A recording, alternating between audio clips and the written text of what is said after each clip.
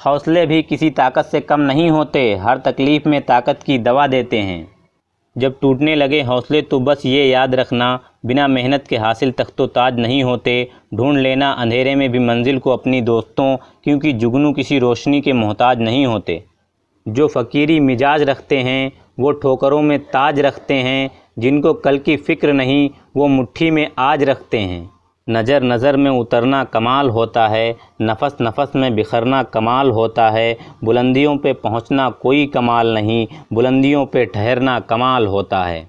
कोई भी लक्ष्य बड़ा नहीं, जीतता वही है जो डरता नहीं।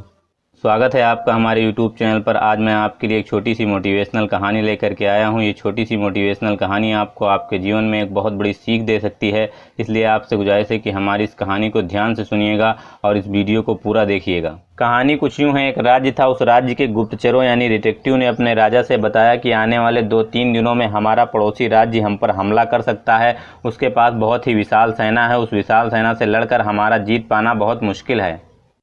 और तभी उस राजा ने राज्य के सारे लोगों को बुलाया और दरबार के भी सारे लोगों को बुलाया और सभी को इस बात के बारे में बताया और सभी से कहा कि किसी के पास भी इस समस्या से लड़ने का, इस समस्या से निपटने का कोई भी किसी भी तरह का उपाय हो वो हमें बता सकता है। और तभी उस राजा के सबसे करीबी और सबसे चतुर मंत्री ने कहा कि हमारे पास इस समस्या से निपटने के लिए मात्र एक ही उपाय है कि उस राज्य पर हम अभी और इसी वक्त हमला कर दें, क्योंकि पड़ोसी राज्य हमारे राज्य पर 3 दिन बाद हमला करने वाला है और अभी उस राज्य की सेना हमसे लड़ाई के लिए तैयार नहीं होगी। हम उस पर अचानक हमला करके शायद उस राज्य से विजय भी प्राप्त कर सकते हैं। और वैसे भी उस राज्य के पास इतनी विशाल सेना है कि उस सेना के सामने हमारी सेना कुछ भी नहीं है। अगर वो राज्य 3 दिन बाद हमारे राज्य पर हमला भी कर देता है तो शायद हम उस राज्य से लड़ करके हम जीत नहीं पाएंगे, और हमें मरना तो है ही है, तो क्यों ना हम उस पर हमला करके उससे लड़ कर मरें। और वो राजा अपने मंत्री की बात मान जाता है और कहता है कि चलो हमले की तैयारी करो। हमले में सेना के साथ साथ उस राज्य के नागरिक भी जाने के लिए तैयार हो जाते हैं और कहते हैं कि हम अपने राज्य को बचाने के लिए पड़ोसी राज्य से लड़ेंगे।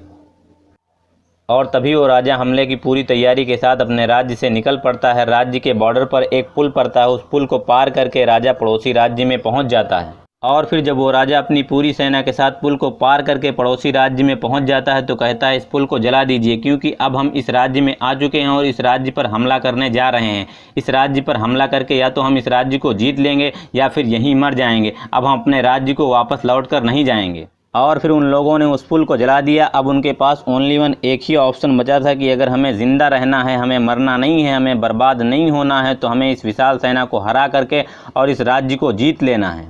और फिर उन लोगों ने उस राज्य पर हमला किया। उस राज्य पर हमला करने के बाद बड़े ही हौसले और बड़े ही जुनून के साथ उस राज्य की विशाल सेना के साथ लड़े और उसे हरा करके उस राज्य को जीत लिया। तो दोस्तों, हमें इस कहानी से ये सीख मिलती है कि हमें भी अपने जीवन में कामयाबी हासिल करने के लिए ओनली वन एक चॉइस रखनी चाहिए और अपने पूरे जोश और जुनून के साथ अपनी पूरी ताकत झोंक देनी चाहिए। और ऐसा करने से हम अपनी मंजिल को एक झटके में हासिल कर लेते हैं और कामयाब हो जाते हैं।